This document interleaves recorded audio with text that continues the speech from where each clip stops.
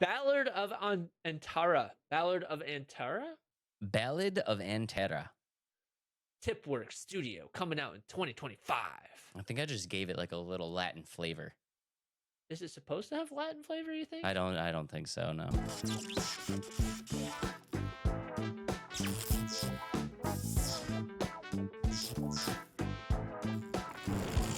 All right, Dave, this is a game you're taking over. I have. Okay. Okay, so when I looked this game up, there's like almost nothing on it right now. Is there? Or did you see a lot? I found quite a bit, yeah. Okay, good, because I have some struggled. information. Okay. I have some information about the game. If you want to go ahead and pull up the trailer, we can talk a lot about it. Basically, you guys know, this is, it's my game that I brought to the table. So it's a single player. Well, no, it's an action RPG, and very much based on Souls like stuff. So Yep. if you guys are just listening, you can see we're watching stars falling from the sky. We get a close up of a very large beast, and then you get kind of this glimpse of this character holding this bell with like another character on the back. And this is the most important thing. This bell right here, and you're watching this transition from one space into another space, and when they walk through this kind of blue wall, they're transported to a different location that looks exactly the same way but has some very unique characteristics. And this, if you played Lords of the Fallen, you know what this is. This is basically the same thing as the Umbral State in Lords of the Fallen, except for here, what they're calling it is the Para. And the basically what's happening here is the fundamental essences of like everything in the normal world are kind of getting stripped, and they're trapped in this para world from an invasion of an ancient power. And that's kind of what you're seeing right now is this like it's it I mean it I don't want to say it's an exact copycat of Lords of the Fallens, but it is very much a Lords of the Fallen kind of concept where you're you're existing in this normal world, but also having to travel back and forth between this unnormal world called the Para, and that's where everything is kind of coming together here. We did not betray this world. Okay, so story wise, and this is coming straight from the developer, Yang, who is with Tipsworks Studios from INFOLD Games, like you said. And the way that they've described this game, it is an adventure of two intertwined fates. And in the game, you are doing intricate exploration, intricate exploration of levels, again jumping back and forth between these two different states, the normal world and the para. And the way that they've kind of explained that girl at the end, and this is a direct quote, so I'm sorry, I'm looking at my notes, but the direct quote is that the girl at the end of the trailer is the key to this endeavor, and you will help her undo the devastation that has been done to the desolate world through trials, twists, and confrontation, and witness her growth along the way. So this girl that you're kind of like, you see at the end of the trailer that's kind of on your back, she's almost like what's a good way to do this? Have you ever seen The Fifth Element? Yeah. Okay, so No, I think haven't. of Sorry. no. Okay, Yeah. what's another? Ellie It's from an, The Last of Us. kind of, yeah, yeah, That's kind of what the way you exactly. described it is like, oh, that's Ellie from The Last of Us. Yeah, She's gonna help basically, save the world, basically, and then yes. in the end, she doesn't. Why do you have to ruin the game for us, Adam? It was a great game. Very selfish of Joel. Spoiler alert, guys, just in That case you game's never been played out it. forever, and it's a TV show now. So if you haven't played The Last of Us, I'm sorry. It's been out for long enough. I can talk about it freely. Spoiler alert, guys. Maybe we'll put a little disclaimer.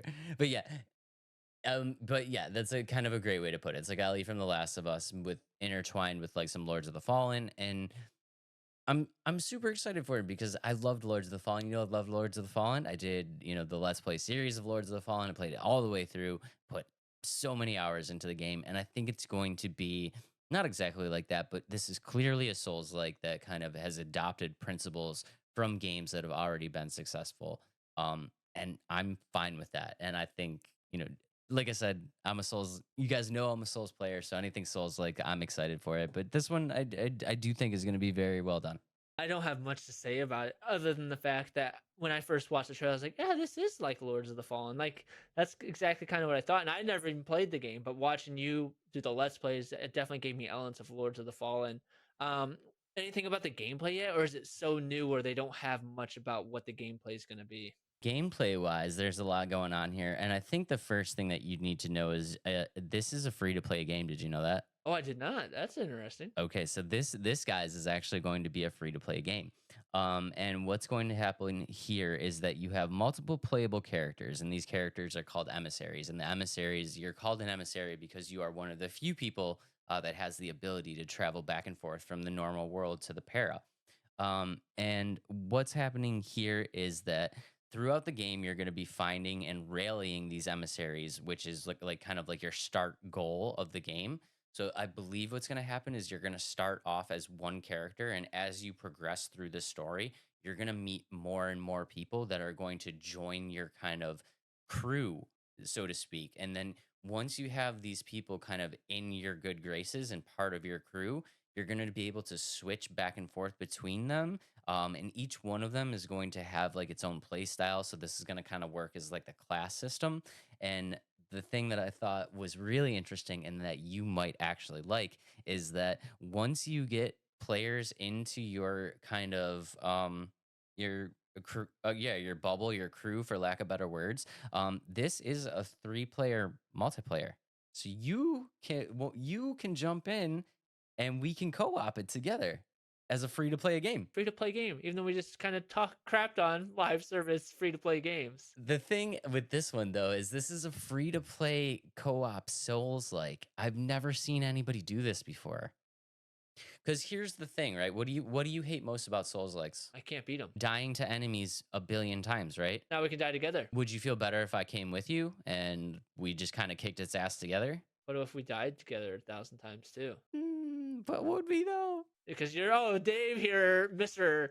Major League Gamer of Souls like, is never gonna die. But no, yeah. I'm not major league gamer, but I'm just saying, like these bosses, like Souls like bosses are meant to be beat. You know, like you're meant to kind of figure out how to beat them. And I feel like once you bring us, it's like you remember when I was playing Lords of the Fallen and I was like, I did a summon that's cheating. Like that's blasphemy for Souls. Like is like bringing a summon with you to help you beat the boss. Like that's kind of what we're doing here. It's like, but it's co-op, but it's okay because it's a free to play. Yeah, it's supposed to be like that. We're supposed to play it together. I could see it, I guess. Maybe I'll play with you, Dave. Hey, you played X Defiant. I have to play this with you. There's no reason why I cannot play this game with you. I think you might actually really like this one because again, like I said, we can play it together, and these bosses are very challenging. But when you figure out what you need to do to beat them, and you have two different sets of distractions for these bosses, it makes it so much easier because they're not relentlessly focused on you. You know what I mean? Like you kind of need that situation. A lot of people that don't like Souls likes or don't like Souls games, they kind of need that situation to take a step back and kind of regroup. You never get that when you're playing solo because these bosses are just so aggressive that they just come after. Yeah, they're just all in your face and it's just nonstop barrage until you're dead. Where it's like if you have this kind of other player distraction, it gives you a little bit of that buffer. And I think this is a very interesting idea. I've never seen anybody do an on like a co-op Souls like this. I've never seen it happen. I wonder though, is the bosses going to get kind of like a companion like you get like on your back? You know what I'm talking about? Like how he has that little girl. What if the bosses get like a side boss where that person's always getting hit and the main boss is going after another person? This is a very interesting topic and something that I'm kind of impressed that you brought up. But yeah, there's so specifically in some Souls games and some Souls likes, if you do bring a summon with you, it does make the boss harder. It makes the boss tankier. It makes it harder to get rid of the health bar. So I'm not sure if they're going to introduce some type of waiting system like that into the game, but inevitably I don't think that they're going to increase the difficulty of these bosses so much that it makes it not worth bringing another character with you because again it's a free to play co-op experience. They want you to play together, so I don't think that they would like nerf you so hard that you're just like dude, we can't play this together. Like it just, you know what I mean? Like they kind of want you to go that direction. Going along with that, so like you said, I don't think they're gonna completely overhaul this character so much where you can't beat it with somebody else.